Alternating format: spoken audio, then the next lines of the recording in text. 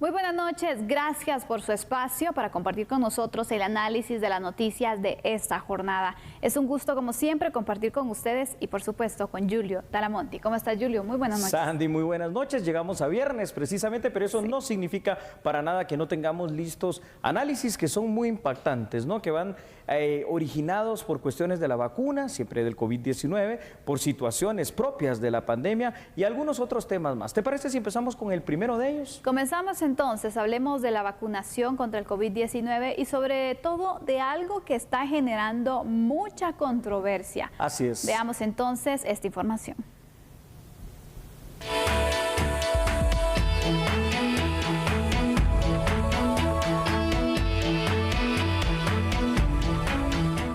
Este 15 de marzo se dio a conocer que el alcalde de Villacanales, Julio Marroquín, había adquirido la vacuna contra el COVID-19.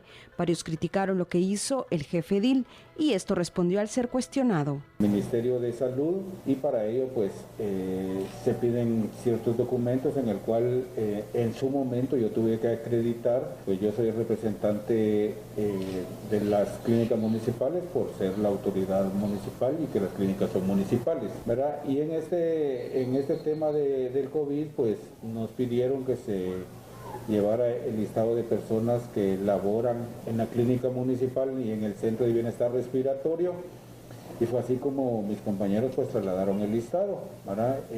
Posteriormente pues se pidió que acreditara la calidad con que actuó, se mandaron todos los documentos legales y pues el ente rector filtra su información y son ellos los que toman la decisión. Es importante resaltar que muchos lo quieren hacer ver como que me vacuné por ser el alcalde. Eso no es cierto, ¿verdad? Sino que es porque soy el representante de las clínicas municipales. El funcionario público mostró documentos, registro de llamadas que, según indicó, le servirán como prueba cuando lo requieran. Bueno, yo creo que la mejor opinión es la suya, pero vamos a hacer el análisis, ¿no? A ver, hay un plan de vacunación y es un plan de vacunación perfectamente diseñado por el Ministerio de Salud Pública y Asistencia Social. Perfectamente diseñado, pero evidentemente no perfectamente aplicado. ¿Por qué? Porque se supone que esto no puede suceder. Es decir, ¿quiénes son las primeras personas que deben ser vacunadas? Todos aquellos, como dicta el plan, que están en la primera línea del combate directo al COVID-19. Sandy, televidentes, entre otras cosas, aquí nos estamos refiriendo a los enfermeros, a los médicos y no a todos. En primer lugar, a aquellos que atienden los hospitales COVID-19. Ya luego el otro personal médico, que no necesariamente atiende de manera directa el COVID-19, policía, bomberos, policía municipal de tránsito, personas de la tercera edad. Trabajadores de funerarias. De funerarias, gracias, Sandy. Pero un representante de clínicas municipales, que no está en trabajo directo con el tema de los pacientes del COVID-19 y que además resulta ser uno de los alcaldes municipales, no, esto sí no está bien. Yo tampoco creo que haya sido correcto, Julio, porque mira, en primer lugar, bueno, si tú crees que tienes un riesgo, si tú crees que por estar entonces como representante de una clínica municipal deberías de acceder a la vacuna, ¿por qué no haces la solicitud al Ministerio de Salud? Es que eso es lo que corresponde. Yo creo que a una autoridad no le gustaría que alguien se pasara de una medida que ya ha indicado dictada, sí, y que suponga que sí podría hacerlo. En el caso de esta autoridad municipal, entonces, ¿qué pasaría si un trabajador hiciera algo que pues él no ya girar instrucciones y porque el trabajador creyó que debería realizarlo lo hace? Obviamente se molestaría, ¿no? Totalmente. Cuando ya están giradas las instrucciones, que fue lo que el Ministerio de Salud hizo, priorizar entonces e indicar quiénes tenían el derecho a vacunarse o la posibilidad de, en esta primera fase. Pero bueno, ni siquiera lo consultaron al Ministerio de Salud, sino mira por qué están haciendo la investigación correspondiente y por qué ya han indicado que se podría accionar. Y debe de hacerse, ¿por qué? Porque aún asumamos, está bien, que es el representante de las clínicas municipales y que esto no fue hecho ad hoc per se para vacunarse, pero es un representante de clínicas municipales, no es un enfermero, no es un médico, no es alguien que está en la primera línea de combate de lo que es el COVID-19. Esto a todas luces no tiene ninguna justificación por muchos papeles, cartas, justificaciones, reglamentos internos, acuerdos municipales que se presenten. Esto es lo que hay que evitar. ¿Te parece si vamos con algunos datos? Por supuesto, adelante. Claro que sí, es muy importante, por favor. Entonces, veamos lo siguiente. El Ministerio de Salud, como ya lo dijimos, Sandy, cuenta con un plan donde se establecen las prioridades para la vacunación de las personas que están en esa primera línea de combate en contra de la pandemia. Como es lógico, los primeros en ser vacunados, aquellos que están en contacto directo día a día, es decir, los médicos y enfermeros. En ese orden de ideas, los primeros también, entre los médicos y los enfermeros, los primus inter pares, en ser vacunados, deben ser aquellos que tratan directamente con pacientes que tienen COVID-19. En teoría, esta estructuración y diseño de plan de vacunación debería permitir la priorización de los grupos más vulnerables. En teoría, además, este plan de vacunación no debería ser permeable ni debería de colarse nadie, por llamarlo así, que no esté en esa primera línea de combate al COVID-19. Pero vemos que ya pasó. Y si ya pasó una vez, ¿cuántas veces más podrá pasar? Imagínate, Julio, aquí hay alcaldes que tienen, por ejemplo, los centros respiratorios. Así es. Y no por eso se están vacunando. Para nada. Que veamos que los centros respiratorios pues son los que están atendiendo específicamente entonces esos casos de COVID.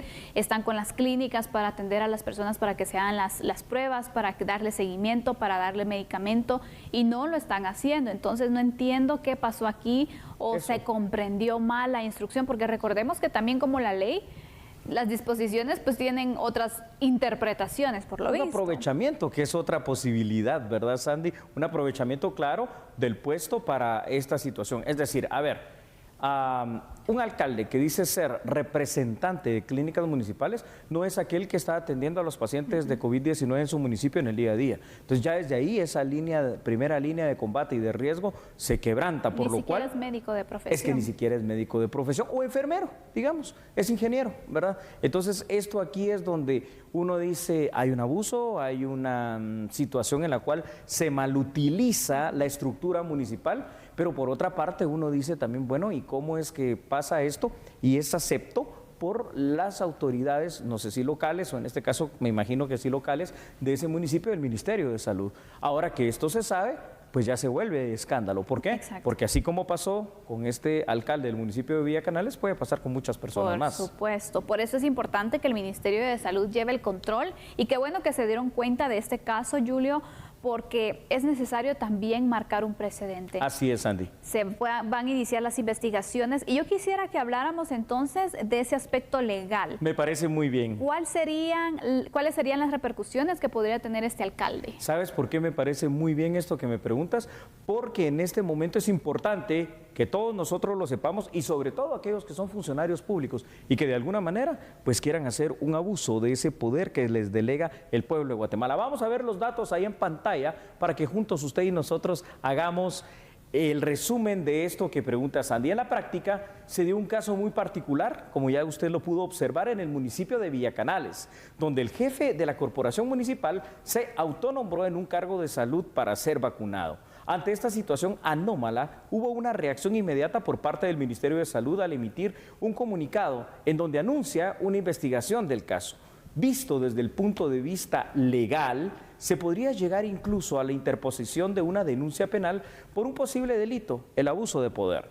Tal y como dice la Constitución Política de la República de Guatemala, Sandy, ningún funcionario o trabajador del Estado es superior a la ley y por este caso se debe sentar un precedente. Otra de las cosas importantes que usted encuentra en la Constitución, del artículo 151 al 156, es que los funcionarios públicos solo pueden hacer todo aquello que la ley les permite. Pero es que la ley no les permite hacer un fraude de ley, porque ¿qué es un fraude de ley? Querer enmascarar bajo una figura aparentemente legal, representante de clínicas municipales, y por clínicas entonces voy a que me vacunen, cuando realmente no tengo pero ninguna expertise, ni mucho menos ningún contacto, ni me dedico precisamente como alcalde municipal a tratar a los pacientes que están enfermos de COVID-19. Entonces, señoras y señores, por eso ahí hay un abuso de poder en lo que mucha gente coloquialmente denomina un fraude de ley, es decir, algo que se hizo, mejor dicho, bajo un aspecto legal, pero encontrándole y jugándole la vuelta a lo establecido en ley. Totalmente, Julio. Mira, yo quiero reconocer este control que el Ministerio de Salud tuvo y que detectaron esta situación, porque lo hablábamos, ¿no? Así es. Ver si el Ministerio de Salud se iba a dar abasto para tener el control que lo debería de tener, lo debe de tener de la vacunación, quienes están siendo vacunados para Correcto, poder Sandy. entonces cumplir con esos planes que tienen. Y qué bueno que lo están haciendo, ojalá que así siga, porque es oportuno ir detectando estos casos para que de esta manera entonces no existan personas que se aprovechen y que pues no cumplan con lo que ya han dicho las autoridades. Creo que en este momento de verdad no hay que hacernos los vivos, no hay que querernoslas llevar de más, sino que simplemente ir acatando las disposiciones, porque hay prioridades, hay fases que se van priorizando. Entonces, la verdad no sé qué decirte, qué mensaje nos envía Mensaje el que negativo. una autoridad local, una autoridad municipal haya hecho esto. Bueno, el mensaje es absolutamente negativo porque lo que trató de hacer es precisamente engañarse él, engañar a toda la población de su municipio y realmente aprovecharse y beneficiarse del poder que el pueblo le ha delegado como máxima autoridad, en este caso de un municipio. Ahora, Sandy, qué bueno, como tú dices, que el Ministerio de Salud Pública se pronunció, qué bueno que se dio cuenta. La situación es cuál va a ser la garantía de aquí en más que esto no se vuelva a replicar, Exacto. que esto no se vuelva a repetir. Son 340 municipios, Sandy. Así es, tenemos información que ir compartiendo para poder de esta forma ampliar con este análisis que hemos preparado para ustedes. Y es importante, es oportuno de verdad que se pueda investigar, que se Así pueda es. accionar y que no se quede solamente como una denuncia pública. ¿Por qué? Que entonces cualquier persona lo va a hacer. Llegar a las últimas consecuencias si esas consecuencias van al tema penal. Ahora, recordemos una cosa, ¿no? Es una autoridad, es un alcalde, con lo cual la denuncia penal tampoco es que sea tan fácil. Primero se debe tramitar, en este Exacto. caso para los alcaldes, un antejuicio. Pero el precedente sí es muy, pero muy importante. ¿Para qué? Para que estos temas en los cuales hay abusos de esa autoridad, como dice la gente, pero como dice nuestra legislación penal, abuso de poder, ya no se den. Es decir, ya aquí en Guatemala, por favor, entendamos el hecho de estar en una posición de eminencia, que es ser un alcalde, ser un diputado, ser parte de una corporación municipal, cualquier otra posición que pueda haber en el Estado, no significa que eres superior a nadie, significa que eres el primero, pero de los servidores públicos. En este caso, el primero de los servidores públicos del municipio, que debes de velar en primera instancia por la salud, en este caso, de toda tu población. Y en el momento en que te toque, dependiendo el grupo etario, en este caso, que pueda tener el alcalde, y esto aplica para todos, o si padece alguna enfermedad crónica o cualquier otra situación, pues esperar su turno, pero no querer defraudar de esa manera tan burda, porque independientemente que no pase nada en una denuncia penal, supongamos ese caso, ya la mayor de las sentencias está dada por las redes sociales a través de que esto se ha sabido, a través de que esto ha sido noticia. Hoy es un espacio de análisis, por ejemplo, aquí en A la Medida, y que seguramente el votante de Villacanales, pues de alguna manera no estará muy contento. Por supuesto que no, así que le hemos expuesto y le hemos dado a conocer también que no se había pues difundido la declaración del alcalde. Él da a conocer su justificación, no sé qué tan aceptable pueda ser realmente. El derecho de defensa, pero... Por supuesto, Sí, el pero derecho de defensa. No es justificación, ¿verdad? Exactamente. Ya el Ministerio de Salud advirtió entonces que se está investigando porque, ojo, aquí también hay que ver quiénes facilitaron la vacunación de esta persona. Ojo, porque si aquí hablamos que ya hay una persona que con el abuso de poder, el alcalde, y se puede comprobar que al menos otras 2 personas estuvieron involucradas en hacer este fraude de ley, entonces ya tenemos inclusive una asociación ilícita, que la situación puede llegar a ser muy complicada. Imagínate, una pequeña tontería realmente puede llegar a costarte el prestigio, el nombre o el cargo público. Exactamente. Concluimos entonces este análisis, vamos a hacer una pausa, pero regresando seguiremos hablando sobre el Política de la pandemia. Recordemos, televidentes y Sandy, lo que pasó recién el año pasado, es que estamos hablando de la historia muy, muy reciente. Fueron Casi 9 meses en los cuales las medidas tan estrictas impuestas, hasta el confinamiento, en los toques de queda, los negocios cerrados, las restricciones de horarios, se fueron dando definitivamente por el alza en el número de casos en lo que denominamos la primera ola, esta eterna ya segunda ola, que habría que preguntarse algo a este punto. Si aquí en Guatemala estamos hablando todavía de la segunda ola o estamos hablando ya de una tercera ola como está pasando en el mundo por el repunte de casos. Mira, Sandy, a ver, antes de pasar a los análisis y darte la palabra, Estados Unidos rompiendo récords, como siempre ha estado durante toda la pandemia. Francia, Italia, Gran Bretaña, estos países europeos, pues definitivamente también están en esa situación crítica. Contrario a lo que son los países asiáticos donde la situación es bastante mejor. Y Latinoamérica, evidentemente, al menos el caso de Guatemala, pues aunque no se note, aunque no parezca y aunque no aparente para usted, realmente los hospitales contra el COVID-19 ya están saturados. Así es, y lo ha dicho incluso el Ministerio de Salud. La ministra, recordemos ayer, que daba a conocer entonces la situación que el país está viviendo con los contagios que se han ido incrementando. Entonces, ante esto cabe esa pregunta, ¿vamos a regresar a una fase crítica o nos encontramos entonces ya en esa fase crítica? ¿Qué medidas se podrían ir implementando, Julio, para poder contrarrestar estos casos que han ido en aumento en las últimas semanas y sobre todo cuando estamos tan cerca de un periodo de descanso? Exactamente, la Semana Santa, donde recordemos que muchos pues buscarán pues salir y se van a exponer de gran manera. Definitivamente, Sandy, aquí tenemos que decir algo y hay que decirlo con claridad. Estamos en una fase crítica. El hecho de saber que estamos en esos niveles ya que empiezan a ser no solo de sobrepoblación, sino que en algunos casos podría llegar a ser de hacinamiento en los hospitales específicos contra COVID-19, llama la atención. ¿Por qué? Porque a este punto todavía nos faltan más o menos 2 semanas para llegar a esa Semana Santa, en la cual seguramente muchos guatemaltecos están pensando ya en salir, en compartir, en ir a la playa, en ir con la familia a X o tal lugar, y esto se podría complicar. ¿Por qué? Porque si en este término de 2 semanas los casos empiezan a subir de esa manera tan desmesurada como aparentemente viene dándose con los números específicos del Ministerio de Salud y Pública y Asistencia Social, hombre, es que pueden haber medidas, desde las pequeñas medidas de restricción de horarios, desde las pequeñas medidas de restricción de movilidad, o esperemos que eso no se llegue a dar, hasta alguna medida ya de restricción específica para ciertos días en cuanto a un encierro total. No creo, ¿verdad? Porque realmente necesitamos reactivar la economía, pero la posibilidad existe.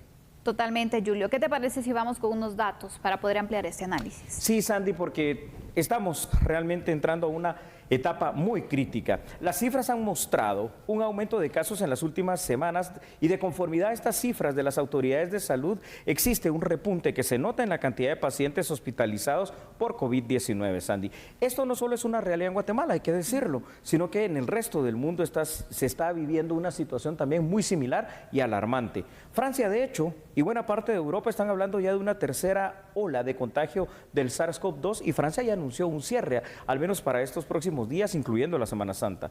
Es el momento oportuno ahora que se aproxima la Semana Santa para poder hacer conciencia en los guatemaltecos sobre la importancia de las medidas de bioseguridad. Porque, a ver, Sandy, si le preguntamos a todos si quieren otra vez algún toque de queda, restricción de horarios o algún otro tipo de medida, ninguno vamos a decir que sí. Entonces lo que tenemos que hacer es cuidarnos y cuidar a los demás. Totalmente, y aparte pasa algo que también ya el Ministerio de Salud hizo el llamado a la población, y es el caso de personas que están con síntomas, que ya están registrando la enfermedad y que no acuden a un hospital, no acuden a un centro de salud, no acuden a buscar ayuda profesional, sino ya cuando están en situaciones críticas, que es entonces cuando el riesgo aumenta. Recordemos que hay personas que incluso pierden la vida de esa forma porque no fueron atendidas a tiempo, porque no se llegó, no se reportó, y otras que, bueno, se complica también su cuadro clínico por la misma situación. ¿Y a cuántos pudo haber contagiado en esa fase, verdad? Porque esa es una situación importante. Por ello, a mí me preocupa, te digo, bueno, aquí en la ciudad lo miras ya más o menos, te digo, el hecho de que en general, digamos que se utiliza la mascarilla en general, pero es que no es tampoco 100%. Lo que te decía la otra noche, he estado saliendo a varias partes del interior de la República y allí me preocupa, porque es que ahora el COVID-19 ya no es solo capitalino, es más, los principales focos de contagio actualmente están en varios departamentos. Así es. Y la mascarilla casi ha desaparecido en muchos lados. Así es, Julio, y no sabemos entonces de qué forma hacer entender a la gente que se tienen que seguir cuidando, que tienen que utilizar una mascarilla, que tienen que procurar también el distanciamiento físico, el lavado constante de manos. Son tres pasos tan sencillos, pero hay mucha gente que de verdad los está olvidando, ya se aburrieron y bueno, incluso el hecho de pensar, porque cuando ves a una persona sin mascarilla le dices que se la coloque, hasta se molesta, y cuando le dices ¿por qué no se la coloca? La respuesta que te dan a veces es que igual nos vamos a enfermar, es que igual nos tenemos que morir de algo. ¿Qué respuesta más tontas te diría? La verdad que es ilógico, ¿verdad, Sandy? Claro que sí. Y otra de las cuestiones que es importante recalcar, se está fomentando el turismo interno para este feriado de Semana Santa. Pero, ¿de qué manera en este asueto de Semana Santa se va a fomentar un turismo interno cuando hay un riesgo de contagio? ¿O de qué forma, digamos, vamos a poder prevenir situaciones que son tan normales, pero que son tan peligrosas potencialmente? Por ejemplo, el hecho de que hay muchas personas que acostumbran a hacer platillos muy tradicionales para Semana Santa, ¿no? Desde el pescado como tal, o el tema de las torrejas, por decirte algo, o cualquier otra cosa que usted suela comer para Semana Santa. Y eso significa que se vuelca la gente a los mercados, pero se vuelca a los mercados y supermercados, así como lo estamos viendo en las imágenes, sin prácticamente distanciamiento social. Y eso, pues, hombre, es que no sé qué tan bueno sea también. No, Julio, y mira, realmente yo no sé cuál es el plan que tienen para estos días las autoridades, pero no pinta bien. Yo esperaría que ya tuvieran algún tipo de plan de control. Sí. Porque imagínate, está bien que se mantenga el tema de la recuperación económica, que se promueva también el turismo interno con seguridad, con protección también, eso es muy importante, con responsabilidad. Bravo. Responsabilidad por parte de quienes ofrecen el servicio, pero también responsabilidad de los visitantes, porque ahí hemos visto uno de los principales errores o debilidades. En los lugares turísticos se están cuidando, están manteniendo las medidas, pero también hay visitantes que no quieren hacer caso, entonces es complicado ahí. Pero imagínate, deberían de verdad hacer registros, hacer operativos para que en los lugares donde la gente no esté cumpliendo, bueno, que no se les permita, Julio. Hay que ser más estrictos en cuanto al cumplimiento de las medidas. Y hay que ser, correcto, Sandy, hay que ser más estrictos en lo personal, porque hay cosas que se pueden controlar a lo público, pero hay cosas que ya solo depende de la responsabilidad de cada uno de nosotros. Fuera de las medidas de bioseguridad, el hecho de que usted va a hacer reuniones, pues mantenga un distanciamiento adecuado, las haga al aire libre o simplemente no las haga, pero eso ya depende de cada quien. Totalmente. Vamos a ir concluyendo ya con una información, ¿te parece? Claro que sí. Vamos entonces a ver estos últimos datos para concluir este tema, y ahí los tiene usted en pantalla precisamente. Y es que pasa lo siguiente: de conformidad a las cifras de las autoridades de salud, ya esto es una situación bastante terrible, bastante grave. Lo que vive el resto del mundo también es muy similar a lo que está en Guatemala. Y ojo, que podemos estar hablando en este instante quizá de la entrada a una tercera ola sin haber prácticamente salido de esa segunda. Se aproxima la Semana Santa, la época más crítica en este momento, previendo posibles contagios. ¿Qué va a pasar? No lo sabremos, pero algo sí sé, que en el resto de estos días, aquí en A la Medida, vamos a estar haciendo la conciencia pertinente, como lo hicimos a fin de año, para tratar de evitar que esto se expanda en Guatemala. Sí, definitivamente hay mucha responsabilidad de cada uno de nosotros. No es solo culpar a alguien, no es solo ir y señalando, sino también hacer nuestra parte, cuidarnos. Es que es nuestra salud. Así es. Y si no nos protegemos y si no guardamos entonces esas medidas de seguridad, de prevención, qué poco nos estamos valorando como personas. Totalmente cierto, Sandy. ¿Te parece si con esta buena conclusión nos vamos a la pausa?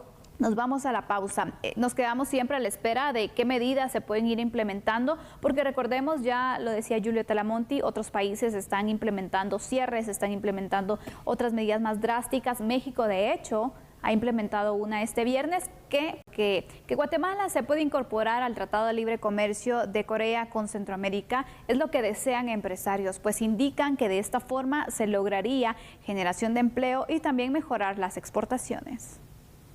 Señor Pedro Brolo se encuentra en una visita oficial en la República de Corea con una agenda bastante cargada que ha incluido visitas con el señor presidente Moon Jae-in, y el objetivo principal es pedir la reactivación de la negociación del TLC Guatemala-Corea. De hecho, Centroamérica ya firmó y solamente nuestro país queda aún pendiente de confirmar.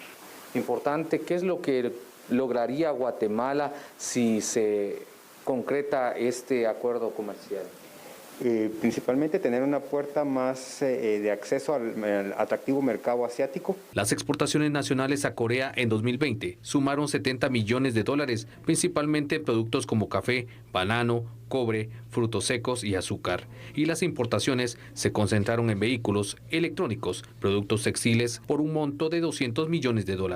Sin embargo, sin el TLC, las exportaciones a Corea cayeron 80%, mientras que las de Nicaragua se elevaron en más del 100% en algunos productos. En otra información, la gremial de espectáculos reiteró su petición de poder ampliar sus horarios de funcionamiento hasta la 1 de la mañana. También reiteraron una petición más, ampliar a la misma hora, 1 de la mañana, la ley seca. Vea la información, por favor.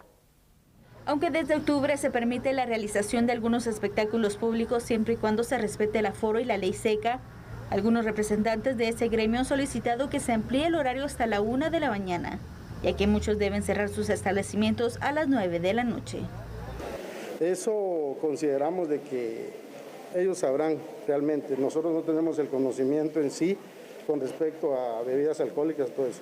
Lo que sí es cierto que hoy se platicó acá que incluso restaurantes, discotecas, eventos pueden llegar hasta la 1 de la mañana, a sabiendas de que si usted vende bebidas alcohólicas lo puede hacer hasta las 9 de la noche. Eso viene desde hace meses atrás, pero realmente será, no tengo idea realmente a quién le compete eso.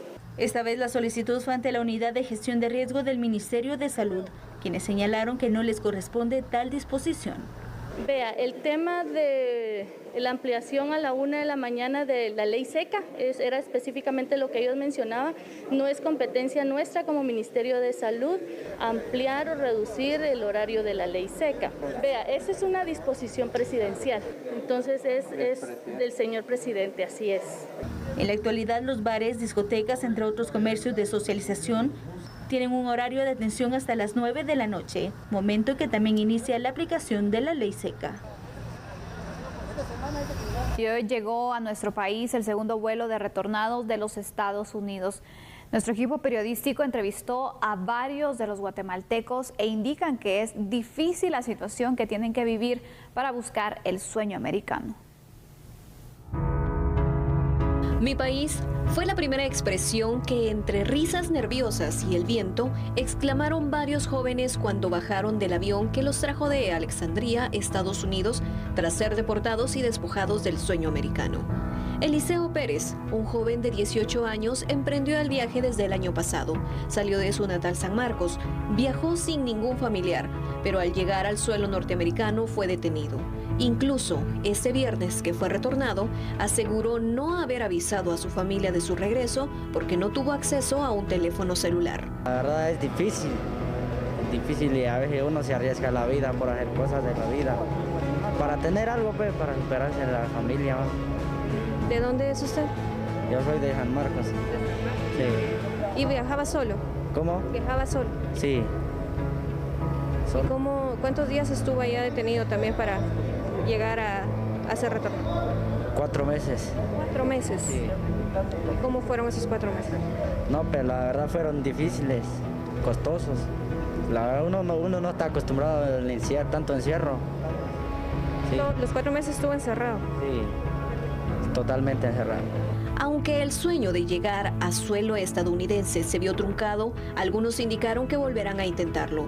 Mayra Pérez no detalló qué tipo de dificultad encontró en el camino, pero un silencio manifestó la tristeza o quizás los recuerdos que trae de su trayecto. Es un camino muy difícil. Ahí sí que uno sale de su casa con la idea en la mente de que uno lo va arriesgando todo. Ajá. Pero lastimosamente el sueño se nos cumple a unos y a otros, ¿no? Pero no nos damos por vencidos. ¿Cuántos años tiene usted? 21. 21. ¿Y tiene hijos? No. ¿Y de dónde es usted? De San Marcos. De San Marcos. ¿Ya le avisó a su familia que está acá? Ya. Creo que las mismas razones de todos en busca de una vida mejor porque... ¿Tiene usted familia allá? Sí. ¿Iba con su familia para allá? Sí, para allá iba con mi familia.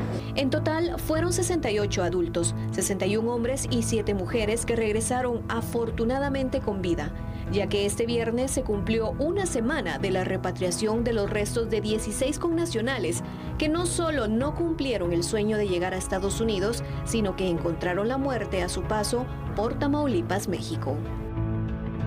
Llegamos al final con 2 invitaciones. Número 1, lo esperamos acá el próximo lunes a las 21 horas, completamente en vivo para otra análisis A la Medida. Y número 2, pues que no se pierda toda la programación de fin de semana de TN23. Y si quiere saber los asuntos internacionales, ya lo sabe, domingo 19 horas, Apuntes del Mundo, Andrés Estrada. Así es, Julie. Por último, también recomendarles... Cuídese. Así es. Cuídese Sandy. mucho. Si va a salir el fin de semana, no se olvide de seguir las instrucciones, las medidas de prevención para evitar los contagios de